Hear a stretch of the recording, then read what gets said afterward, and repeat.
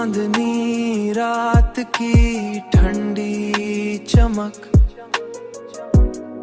जब जमीन पर बिखरती है और सितारे आसमां पर किसी अधूरी दुआ की तरह चमकते हैं।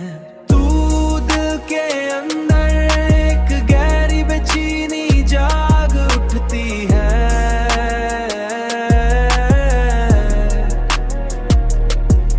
उन्हीं लम्हों में तुम्हारी आंखों को वो खामोश रोशनी याद आती है।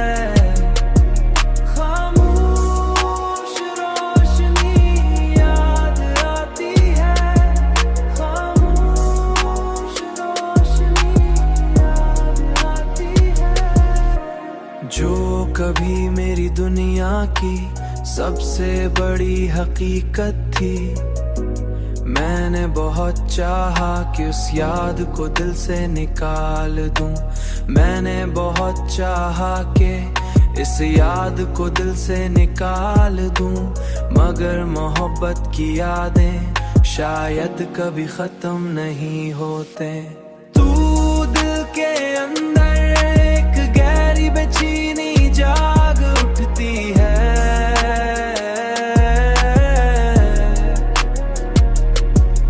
उन्हीं लम्हों में तुम्हारी आंखों को वो खामोश रोशनी याद आती है।